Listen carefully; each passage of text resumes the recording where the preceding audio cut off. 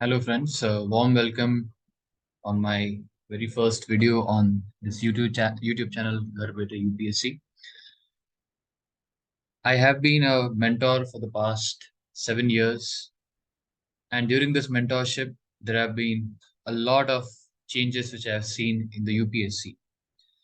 And the 2023 prelims paper was one such googly or bouncer which sent shockwaves across the aspirant community.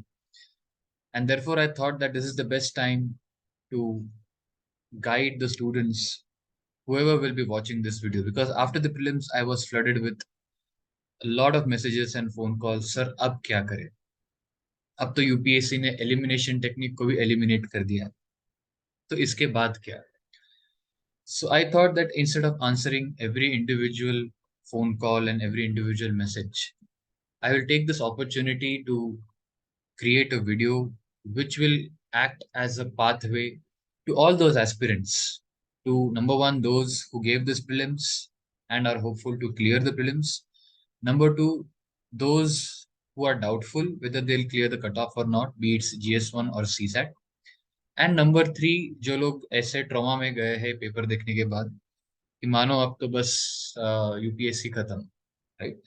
So for all kinds of people, for all the various emotions which have gone through your mind, this video is for all of you. I am a bit of reluctant YouTuber. I mainly focus on personal mentorship and in teaching into various coaching institutes as a visiting faculty, government institutes. But I said that since UPSC has created a new trend, it's best to discuss this trend because there are so many memes, as you can see on the screen right now. One meme is right in front of you, that rip elimination technique, right? Now you are faced with only one, only two, only three, only four.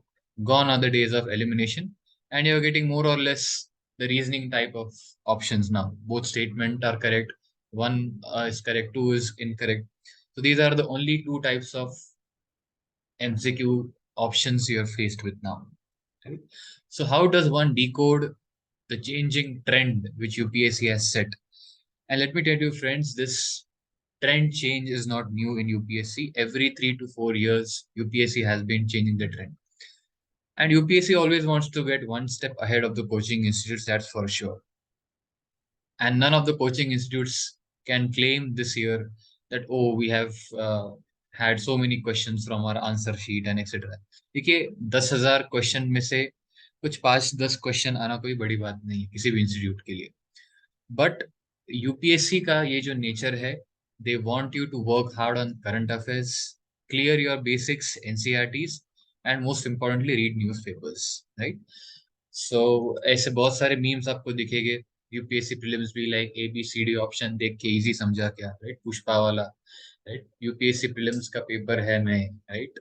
सो उसके बाद हे प्रभु ये कौन सा अस्त्र है. जब ऐसे type का पेपर आता है तो ये सारे मीम्स आना स्वाभाविक है. On a lighter note, this can give us a lighter mood also, but subconsciously these memes can also create a false impression as though it's a very very tough paper and nothing can be done. See friends, in spite of the fact कि ये paper definitely moderate to tough level पे था because of the change in the pattern of how the options have been set, and some questions were very weird and very new, so therefore these kinds of memes are but natural. But in spite of the fact, 10 to 12,000 people are going to give the mains examination, and that's not going to change. That happens every year. So those guys who are confident enough to clear the prelims have already started the preparation. Let's talk about those who are still dicey, right? So I would always say never give up. Today is hard, tomorrow will be worse, but the day after tomorrow will be sunshine. And success after success stories you might have seen just after the interview results. So many candidates have cleared at the second attempt, third attempt, fourth attempt, fifth attempt. I don't want to give an impression that you need to give multiple attempts to crack this examination. Absolutely not. And that is the very purpose of this very first YouTube video which I am giving. That what is the correct strategy which one must adopt to clear this examination in limited attempts and those who are watching it for the first time or going to give the exam for the first time, तो उनको first attempt में कैसे success मिले ये भी हम थोड़ा discuss करेंगे। तो इसके लिए GS1 का ये जो थोड़ा ट्रेंड चेंज हुआ है प्रीलिम्स में, let us decode this confusion and come to clarity. Okay, so those for who are still under the traumatic situation कि ये तो क्या आ गया, right? See, once you cool your mind and think with a very clear mind, you're going to find this paper a bit easy as compared to what you went through during the examination hall. देखिए, दुनिया का कोई भी aspirant हो UPSC का, उसको उनके हाथों को पसीना छूटना, राइट, थोड़ा सा हार्ट बीट बढ़ना, ब्लड प्रेशर राइज होना, all these things happen which mess up with the thinking process during the examination. उस हॉल में उस 2 घंटे के टाइम में जो हमारा थॉट प्रोसेस होता है, उस थॉट प्रोसेस को कंट्रोल करना ये बहुत इंपॉर्टेंट है। तभी जाकर हम ऐसे ट्रिकी पेपर्स को सॉल्व कर सकते हैं। Without a lot of practice, without a lot of hard work and smart work, it's not that easy to clear this prelims, right? Those who clear the prelims will tell you that they have had the experience, they have practiced hard, they have practiced enough, and have gone through multiple such exercises, right? I always say UPSC is like a sport. आप जितना practice करोगे, आपको इतना आसानी होगा implement करने के लिए। And if I come to the questions, you will see the very same thing, that UPSC has all but expected that you have to apply your brain, your knowledge, and whether you're able to retain that knowledge during those 2 crucial hours. Let's start with the first question. I have set D with me. जिनको लगता है कि अभी भी ये solution देखने के बाद उनको थोड़ा ट्रॉमेटिक लग सकता है, माय सिंसियर सजेशन, आप वीडियो के एंड में स्किप करो, कट ऑफ देखना है या आपको जो प्लान बी मैं वीडियो के एंड में बताने वाला हूँ वो देखो, और after few days you can come back to the video again. This video will be there always on the YouTube, and then you can watch the solutions. But if you are in the right frame of mind to accept what has already been gone through, or you're a new aspirant, then this video you should definitely watch till the end, because I'm not just going to discuss the solutions, I'm also going to discuss the mentality an aspirant goes through while solving these questions. दोस्तों देखिए, मैंने हजारों video देखे हैं मेरे life time में जो हर prelims के बाद सॉल्यूशंस लेकर आते हैं। बड़े बड़े इंस्टीट्यूशंस, बड़े बड़े एजुकेटर्स जो आते हैं वो वीडियोस लेकर आते हैं सॉल्यूशंस के ऊपर। But I have seen very few और almost none of the YouTube mentors, at least on the YouTube videos I have seen, कि जो कैंडिडेट का मेंटालिटी क्या हो सकता है, what is the thought process a candidate goes through, they rarely discuss that while solving the questions, right? So this is a very sincere, wholehearted attempt from my side to bring something unique on the YouTube, where a UPSC aspirant can decode the solutions to the UPSC prelims from a psychological point of view, right? And I'll also try to help you out why UPSC has tried to ask a particular question. Of course, there are some questions for which even I don't know what was the basis of asking them. And every year UPSC has this tendency. See, out of 100 questions, UPSC आपको expect तो नहीं कर रहा कि आप 100 से 100 सारे solve करके आओ, right? It is expecting that you at least get through a good amount of questions and you get them right, so that you clear the cutoff and you come in the top 10 to 12,000 people who are going to appear for the mains examination. That's our only intention. So first question is, consider the following statements with reference to India. According to the Micro, Small and Medium Enterprises Development Act 2006, the medium enterprises are those with investments in plant and machinery between 15 crore and 25 crore. Option number 2, all bank loans to the micro, small and medium enterprises qualify under the priority sector. Which of the statements given above is are correct? So the answer is definitely 2 only, right? So जो MSME sectors है, which is the backbone of India, we can say, where almost 45% of population, the workforce is there or getting employment. Therefore, it acts as a backbone. So therefore, उसको priority sector में तो हम लाते ही है. But after the pandemic, this definition of MSME had changed. क्या हुआ था? तो पहले का क्राइटेरिया था investment in plant and machinery और इक्विपमेंट। उसके बाद क्राइटेरिया चेंज किया गया to investment and annual turnover of an industry. Right, and it includes both manufacturing and services. इन दोनों को एक साथ क्लब कर दिया गया है अंडर द न्यू क्लासिफिकेशन। पहले के क्लासिफिकेशन में क्या था, मैन्युफैक्चरिंग को अलग था, सर्विसेज को अलग था, और हर एक माइक्रो स्मॉल मीडियम टाइप के इंडस्ट्री का अलग अलग क्राइटेरिया था। So now the question has asked about the medium enterprises. So as per the new definition, it is up to 20 crores, right? Not more than that. And turnover should be up to 100 crore, right? So that is for medium. So this is the new classification which has come, and therefore option 1 is incorrect because this is the old classification, right? So इससे हमें सीख क्या मिलती है? सीख ये मिलती है कि 2 से 3 साल पहले वाला भी क्वेश्चन आ सकता है आपको। I had actually predicted this question when this new definition had changed during the pandemic year. In I still remember it was in May 2020 when this new MSME classification had changed, and I had also explained that during a lot of my lectures. But UPSC has asked this finally after a gap of almost 2 to 3 years, right? So that's how the option of the question 1 goes. Second question, let me bring this to a new page. With reference to central bank digital currencies, ये बहुत news में है अभी. Consider the following statements. It is possible to make payments in a digital currency without using US dollar or SWIFT system. A digital currency can be distributed with a conditioned program into it, such as a time frame for spending it. You might have heard about central bank digital currencies क्योंकि India में खास करके जब ये crypto currency का ban लाया गया, at that time RBI came up with a kind of an alternative option which can act as a central bank or a government backed digital currency as an alternative to your cryptocurrencies. So उसका intention definitely ये है कि उसमें US dollar का कोई role नहीं होगा, right? और स्विफ्ट सिस्टम जो है, which is a international messaging system which creates an interoperability between international banks, right? This has been in news because Russia was also thrown out of the SWIFT after the Ukraine issue. ये भी news में था, but the question is about CBDC. So one is definitely right. Second में confusion है. Some solutions say कि इनको programme नहीं किया जा सकता है, but I have seen many of the articles which say that a digital currency can be condition with a programme.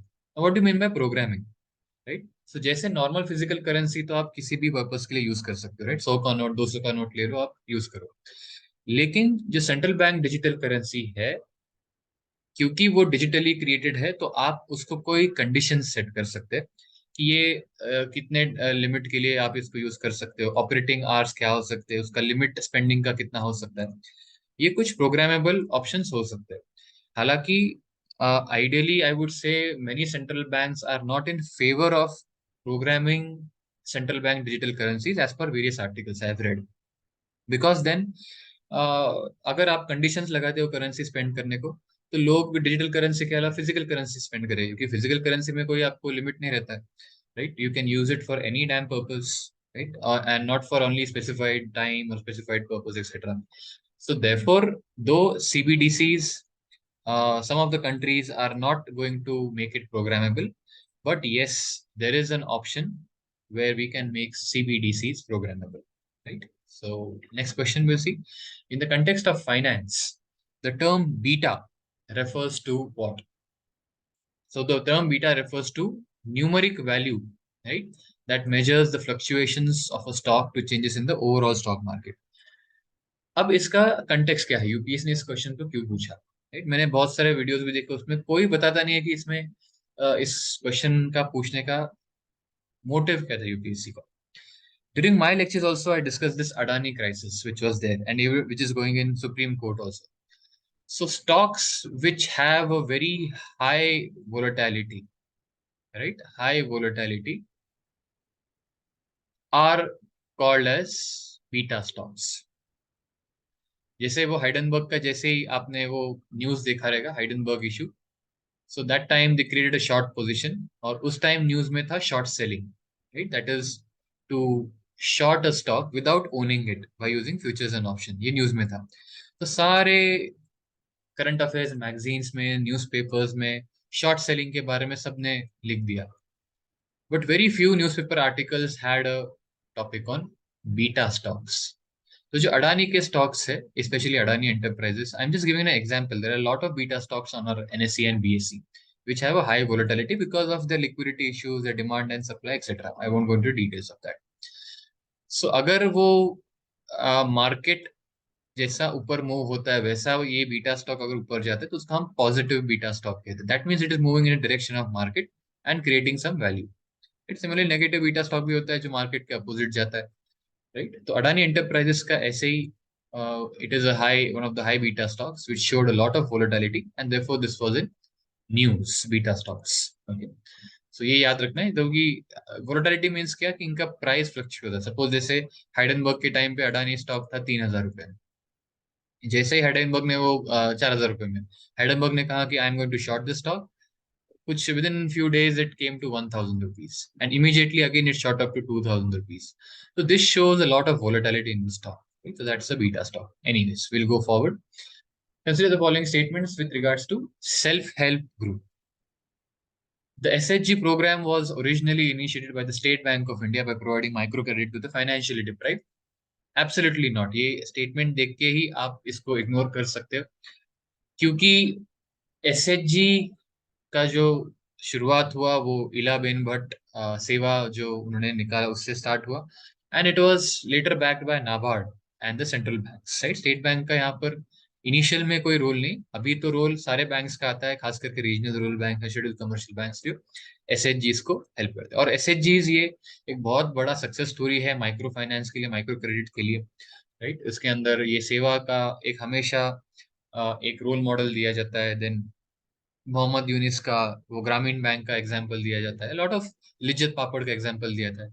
और यूपीएससी का फेवरेट टॉपिक है, राइट. कहने का मतलब ये है कि UPSC is always asking question on SHG in mains and now also in prelims. So one को आप एलिमिनेट कर सकते हो. ऑब्वियसली ऑप्शन में तो आपको अभी यही चॉइस है, one two only, only two are correct और ऑल थ्री आर करेक्ट और none are correct. So at least you can eliminate this, right? If you know basics about SHGs. In an SHG, all members of a group take responsibility for a loan that an individual member takes. Absolutely yes. इसीलिए ये self help group होते हैं. इसमें collective responsibility रहती है. अगर कोई loan default करता है तो उसमें सारे लोगों की जिम्मेदारी रहती है कि उसको बेल आउट करना या उसका लायबिलिटी लेना, right.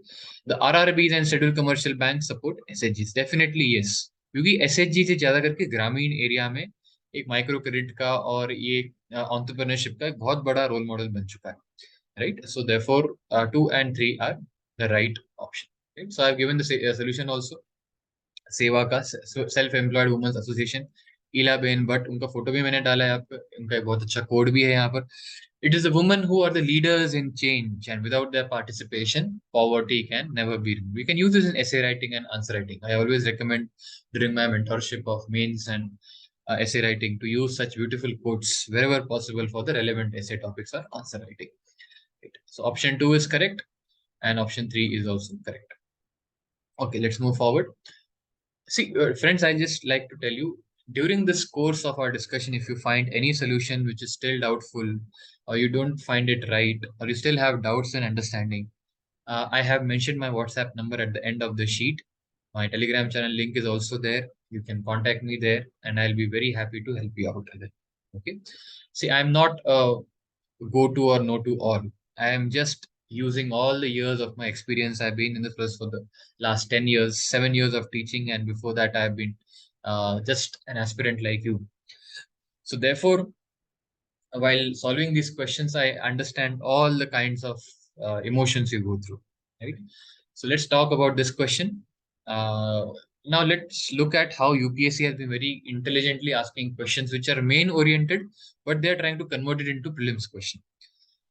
Statement 1, India's public sector healthcare system largely focuses on curative with limited preventive, promotive, and rehabilitative care. Statement 2, under India's decentralized approach to healthcare delivery, the states are primarily responsible for organizing health services. So yes, definitely statement 2 looks to be correct. Health is also a state subject. और ये question इसलिए भी आया क्योंकि आपने देखा रहेगा कि Rajasthan government has also come up with their own right to health scheme where they are giving all the major population of Rajasthan free healthcare. It will definitely, I think, the background of this question also lies in this particular news of Rajasthan government, and many other state governments are trying to come up with their respective health state. So therefore, statement two, if you are well versed with the current affairs, तो आप इसको आराम से select करते हैं कि statement two तो correct है. What about statement one? ये थोड़ा डिबेटेबल हो चुका है कुछ कुछ सोल्यूशन में मैंने देखा है, but as far as I have read various articles, I would say both are correct, but two is not the correct explanation of statement one. Why I'm saying one is also correct? Because historically India's healthcare sector is always focused on curative. Curative मतलब क्या है? आप बीमार पड़ गए, आपको hospital में admit कर दिया, that is curative. प्रिवेंटिव में, प्रमोटिव में, रिहेबिलिटेटिव में, न्यू हेल्थ पॉलिसी में हमने ऑब्जेक्टिव जरूर रखे हैं, लेकिन यहाँ पर क्या लिखा है? Largely focuses on. तो ट्रेडिशनली हमारा क्यूरेटिव के ऊपर ही फोकस रहा है, और अभी जाकर थोड़ा बहुत हम प्रिवेंटिव, प्रमोटिव और रिहेबिलिटेटिव के बारे में बात कर रहे हैं. So considering that angle, I would say both are correct, but obviously statement two तो स्टेटमेंट वन से डिराइव नहीं होता है, इसलिए statement two is not the correct explanation of statement one, though both are correct. Okay. I have given sources also to read from. You can read the detailed solution later on from this document I'll post on my Telegram group. Okay, don't worry. Okay, next. See, wherever I feel that solutions might be doubtful or there can be multiple solutions, right, which UPSC might give. I mean, UPSC will always give one solution, but इसके दो solution हो सकते हैं. एक मेरे हिसाब से, एक UPSC के हिसाब से. So I'll red flag those questions wherever I am doubtful. Right.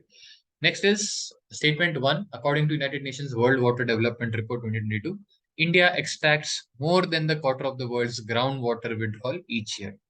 Statement two. India needs to extract more than a quarter of the world's groundwater each year to satisfy the drinking water and sanitation needs of almost 18% of the world's population living in its territory. As soon as you see this question of groundwater, right, एक चीज आपको हमेशा ध्यान में रखनी पड़ेगी कि ground water का सबसे ज्यादा यूज होता है इंडिया में एग्रीकल्चर में, और यहाँ पर क्या लिखा है? More than quarter. So more than quarter, तो अगर आपको ये पता है कि ग्राउंड वाटर सबसे ज्यादा एग्रीकल्चर के लिए यूज होता है, सो आप इमीडिएटली स्टेटमेंट को एलिमिनेट कर सकते हो. अभी अगर सर आपको तो काफी आसान है ये बताने के लिए, लेकिन एग्जाम के टाइम में तो पूरे पसीने निकल जाते हैं इतना कुछ सोचने के लिए. आई एम नॉट सेइंग कि as a mentor also I can solve 100% of the question, but I am telling you the mindset which you can apply in future for similar questions. जैसे ही आपने पढ़ा रहेगा कि ग्राउंड वाटर का topic है और exploitation का टॉपिक है, ग्राउंड वाटर एक्सप्लॉयटेशन, तो एग्रीकल्चर सामने आना चाहिए. Even if you read NCERT, geography notes, environment notes, उसमें सबसे पहला यही आता है ग्राउंड वाटर के चैप्टर में कि agriculture is a major utilisation. Therefore ऐसे कि मोर देन क्वार्टर आ गया तो ये तो आता ही नहीं definitely. What about statement one? Yes, this was definitely tricky and therefore this made the question a bit more difficult to answer. ये जो रिपोर्ट है यूजुअली वर्ल्ड वाटर डे के आसपास आता है, यूनाइटेड नेशंस का रिपोर्ट है. This is true actually. Right? India extracts more than quarter of the world's groundwater withdrawal. Though exact data ki more than quarter of the world's groundwater each year has not been given in the original report also. I read the report while creating solutions for this. But इसमें कुछ data दिया है. यहाँ पर देखो. Asia Pacific region is the largest groundwater extractor in the world and containing 7 out of 10 countries that extract most groundwater, जिसमें Bangladesh, China, India, Indonesia, Iran, etc. And these countries alone account for roughly 60% of the world's total groundwater withdrawal. Right? तो बस इसी से हम थोड़ा सा deduce कर सकते हैं कि इंडिया का extraction more than quarter of the world's groundwater withdrawal है. And definitely our population is also large and most of our irrigation also depends on groundwater. So definitely, and agriculture एक बड़ा हमारा एक major occupation है. So definitely using that logic, you could have answered that, I say. But again, it was not that easy to do that. But at least you could have eliminated statement two. That's what is my point. Okay. So yes, answer is C. One is correct, but two is incorrect. Okay. Yes. So ये report actually I have discussed this during my environment lectures. So those who might have attended my environment lectures at the various government institutes I teach or other institutes, then you might be knowing about this. But anyways, let's go forward. Consider the following statements. According to the Constitution of India, the central government has a duty to protect states from internal disturbances. Again, a lot of internal disturbances are seen in the northeast states. अभी दिख रहा है जो अभी you know मेटी tribe और जो वहाँ के जो डिफरेंट ट्राइबल कम्युनिटीज वहाँ पर इंटरनल कॉन्फ्लिक्ट हो रहे. So I guess that question, this question has been set in the backdrop of the kind of the internal disturbances we are seeing in the northeast region. So yes, definitely one is correct. Why? Because Article 355 of the Constitution, यहाँ पे नीचे solution में दिया है, it shall be the duty of the Union to protect every state against external aggression and internal disturbance, and to ensure that the government of every state is carried out in accordance with the provisions of this Constitution. Definitely, one statement तो correct आता है. The Constitution of India exempts the state from providing legal counsel to a person being held for preventive detention. इसमें बहुत लोगों का थोड़ा सा confusing solution बहुत लोगों ने दिया है, right. I would say second is incorrect, because if you carefully read article 22 जो फंडामेंटल राइट्स के अंदर आता है, no person who is arrested shall be detained in custody without being informed as soon as may be of the grounds for such arrest, nor shall be he or she be denied the right to consult and to be defended by a legal practitioner of his or her choice, right. तो इसका मतलब ये है कि कहीं ना कहीं and second statement also, every person who is arrested and detained shall be produced before the nearest magistrate before 24 hours, right. uh, from the place of arrest to the court of magistrate, and no such person shall be detained in custody beyond this date. This first statement gives us the hint that constitution of India को exemption नहीं दिया गया है. अच्छा, इसमें दो confusion है. एक है एग्जेम्पशन, राइट. सो इसका मतलब ये नहीं है कि उनको कंपलसरी है, कंपल्शन नहीं है स्टेट को देना, बट एग्जेम्पशन भी तो नहीं है. तो इसलिए अगर एग्जेम्प्ट लिखा है तो इनकरेक्ट ही आता है, right. So therefore using that logic, statement 2 here is incorrect. तो कहीं ना कहीं स्टेट्स का भी रिस्पॉन्सिबिलिटी है कि लीगल काउंसिल किसी भी एक प्रिवेंटिव डिटेनी को देना, right. According to the POTA act जो एनडीए 1 में आया था, prevention of terrorism act, confession of the accused before the police cannot be used as evidence. उसके भी दो पहलू है. पोटा के अंदर लिखा गया है कि no confession made by any person to a police officer shall be admissible in any proceeding against such person. But if you look at the first line, the POTA does not specifically state that the confession of the accused before the police cannot be used as evidence. तो इसका मतलब यही है कि आप evidence use कर सकते हो, provided कि proper उसका corroboration हुआ है, proper उसका छानबीन हुई है, और कोई forceful confession तो नहीं दिया जा रहा, वो कोर्ट का जिम्मेदारी है. तो पोटा एक्ट में तो as such ऐसा कुछ नहीं, इसलिए उसको क्रिटिसाइज भी किया गया था कि पुलिस का कन्फेशन आप कैसे अलाउ कर सकते हो, राइट, बिकॉज वो टॉर्चर करके भी अगर एविडेंस निकाल सकते हो. तो that was the criticism at that point of time. So therefore this was the police का जो पुलिस के सामने जो कन्फेशन दिया है वो एज ए एविडेंस यूज कर सकते थे. Therefore 2 and 3 are incorrect. So only one is correct. It is statement 1. Okay. I hope you are getting into the logic and the way in which you need to think for answering such questions. Now, if I look at the next question, a lot of the questions have been asked of international places and countries in news.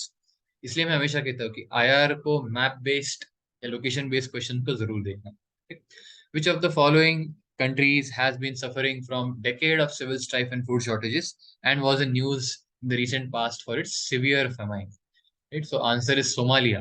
Right? The Somalia के pirates.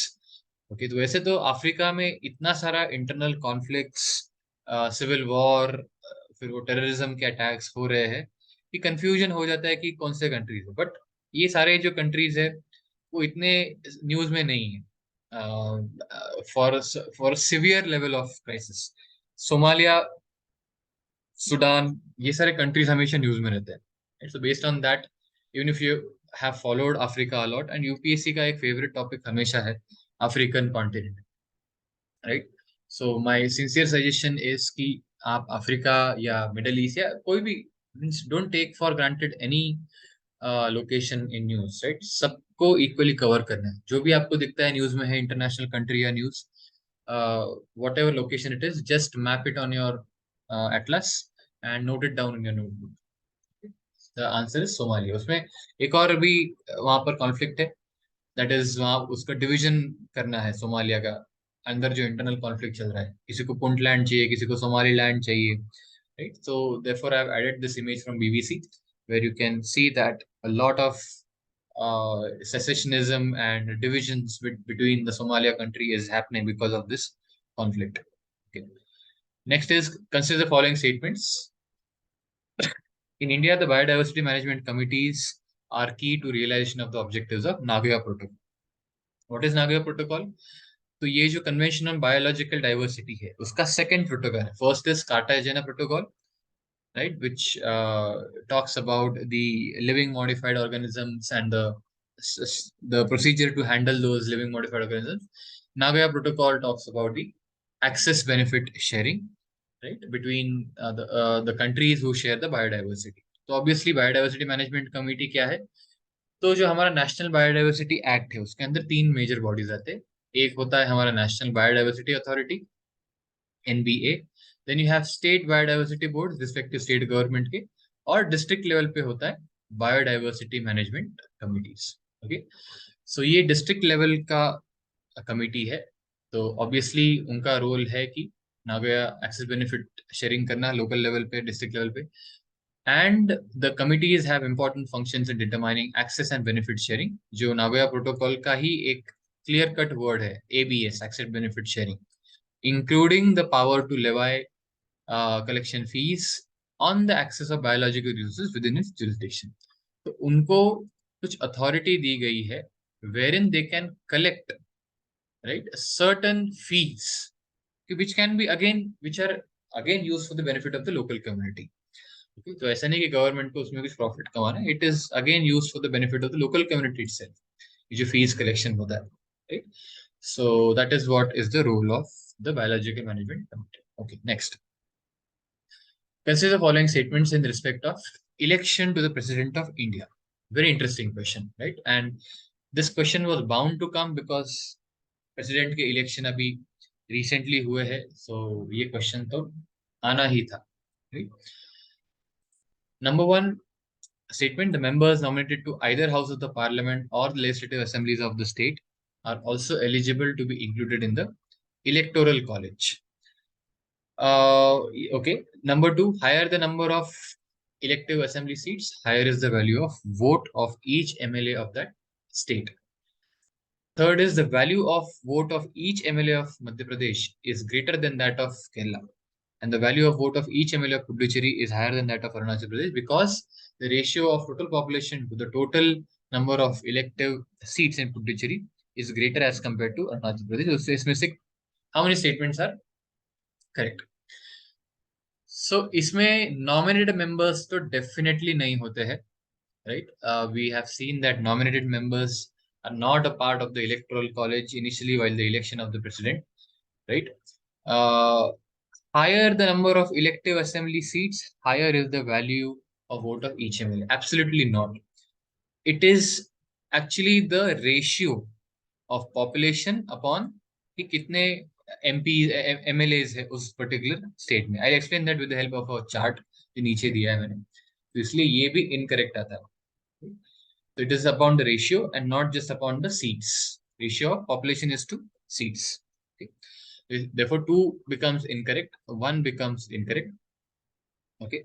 So इसमें क्या है? Yes, the value of each vote of MLA is greater than. ये भी incorrect है, right?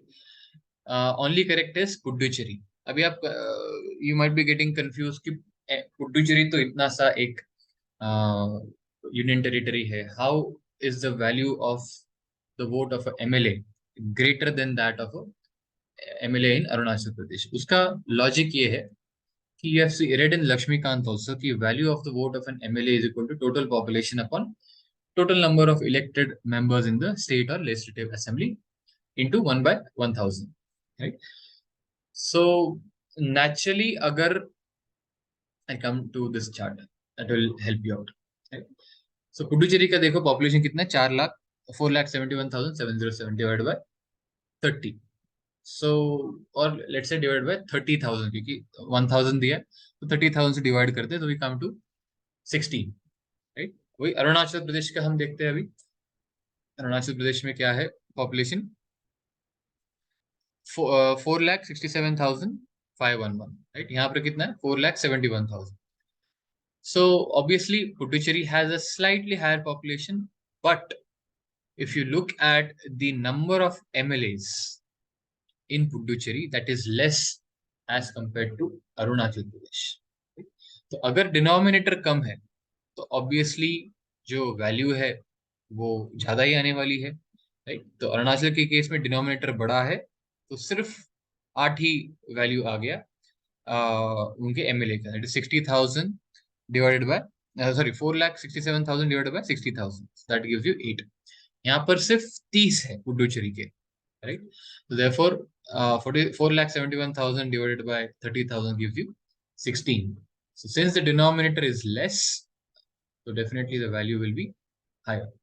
Okay? तो इतना अगर आपने ये फॉर्मूला याद रखा रहेगा, you could have easily answered this question. But again, I would say for that you need to have your basics very strong. Otherwise, this question again would have been very tricky for these kind of people.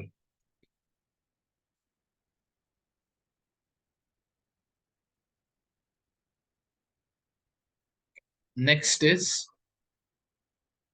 yes. Okay. Third statement was that yeah, there was some slight glitch in the sharing screen. So I've shared my screen again. The value of vote of each MLA in Madhya Pradesh is greater than that of Kerala. ये भी गलत है, right? क्योंकि again, if you look at the ratio of कि कितना population है divided by the number of seats, so it gives you 131, whereas in Kerala तो कहीं ना कहीं ये डिनोमिनेटर भी कम है 140, and as compare to the population the MLA का जो नंबर है वो रेशियो थोड़ा कम है, इसलिए इसका वैल्यू ज्यादा आ जाता है, 152 आ जाता है as compare to Madhya Pradesh, right. So population ज्यादा है इसलिए वोट ज्यादा है, इसका कोई लिंक नहीं, it all depends on the ratio between the two. I hope this will remember for your life time now, okay. So therefore only one is correct, that is the last statement की पुडुचेरी का higher है as compared to Arunachal. Okay, next.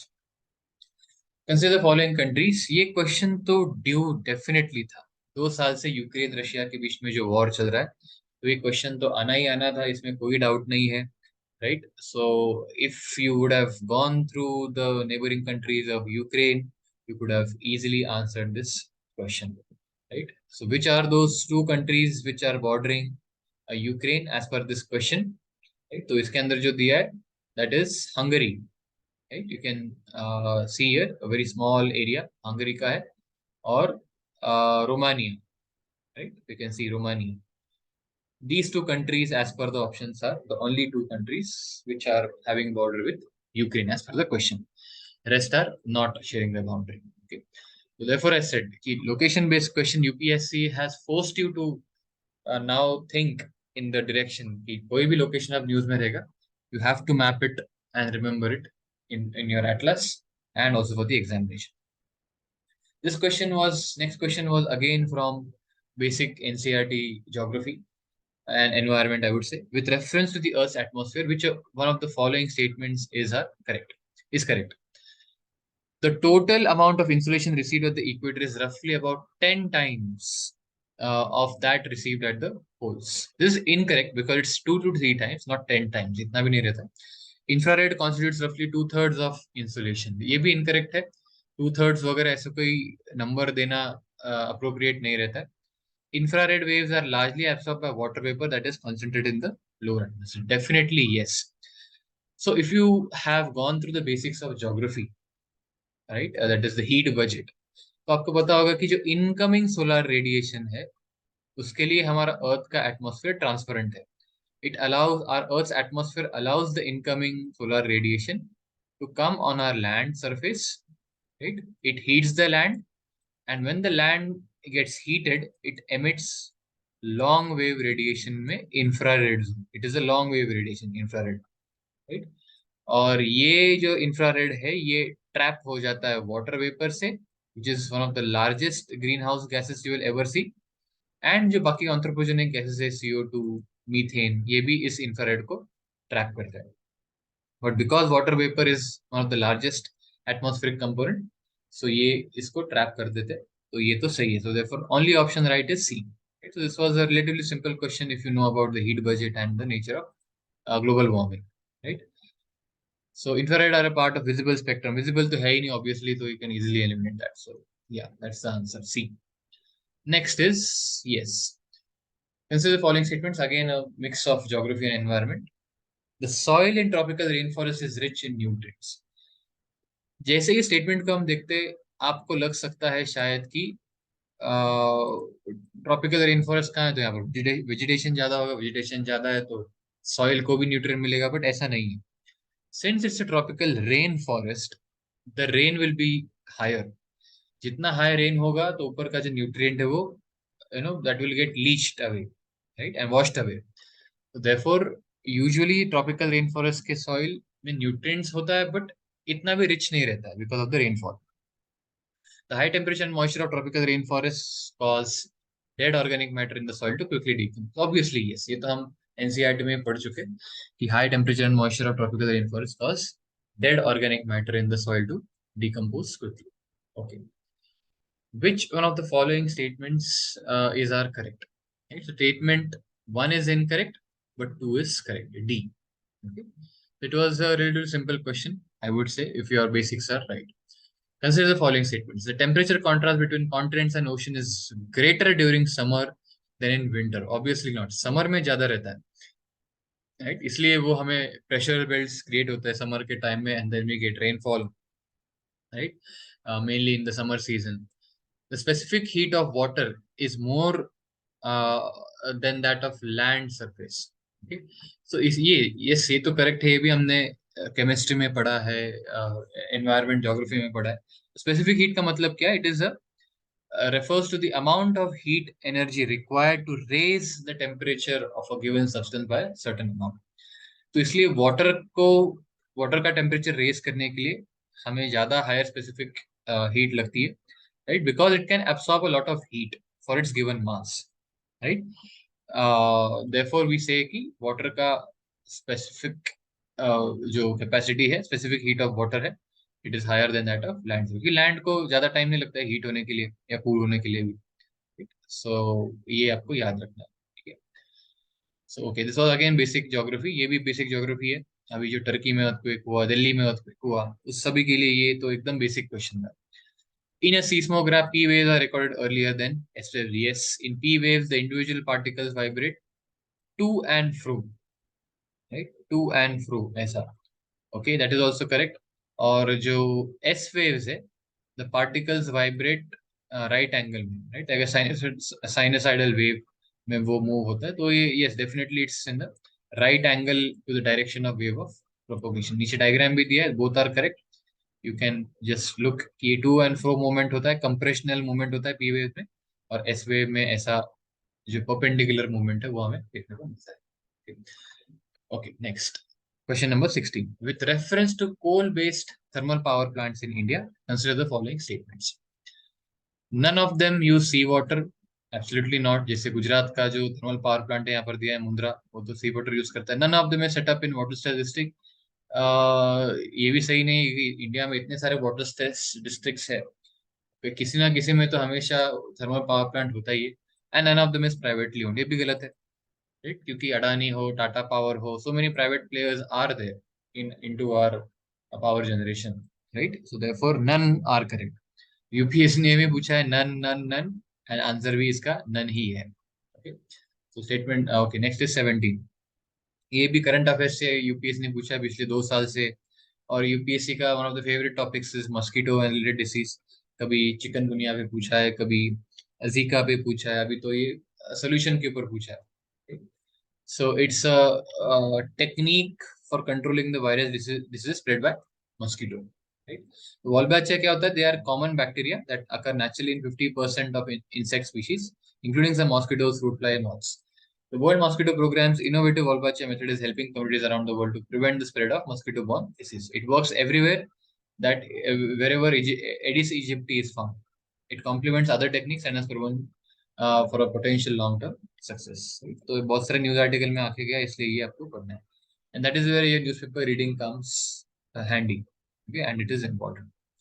Okay, next question, consider the following activities: spreading finely ground basalt rock on farmlands extensively, increasing the alkalinity of oceans by adding lime, capturing carbon dioxide released by various industries and pumping it into abandoned subterranean mines in the form of carbonated waters.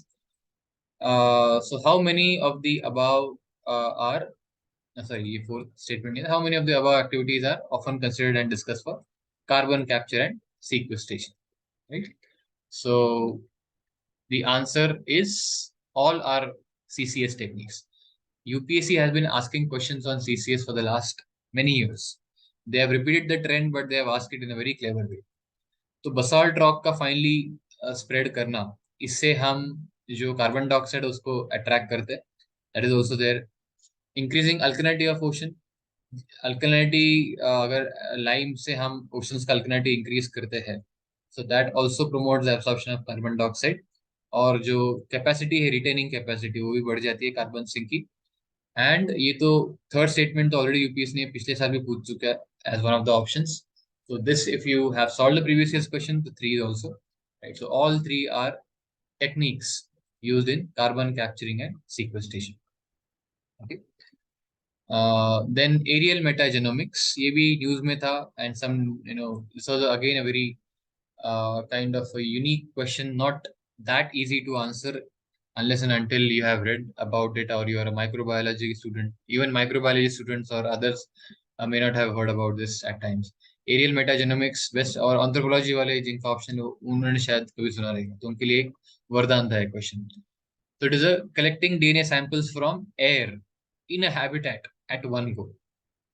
Okay, तो air से क्यों? क्योंकि बहुत सारे microbes हो या bacteria, viruses, obviously उसमें virus तो आएगा नहीं, बट जो माइक्रोब्स है या बैक्टीरिया है, जो हमारे अलग अलग सॉइल में जा सकते हैं, हमारे बॉडी के अंदर आ सकते हैं, राइट? तो इनको हम अगर जो हवा, जो एटमॉस्फेयर में प्रेजेंट है, अगर हम उनको कैप्चर करके उनका डीएनए लेते तो उसको ये टेक्निक हम कहते हैं। That can help us understand the various microbes present in our atmosphere and how they affect our environment and human body.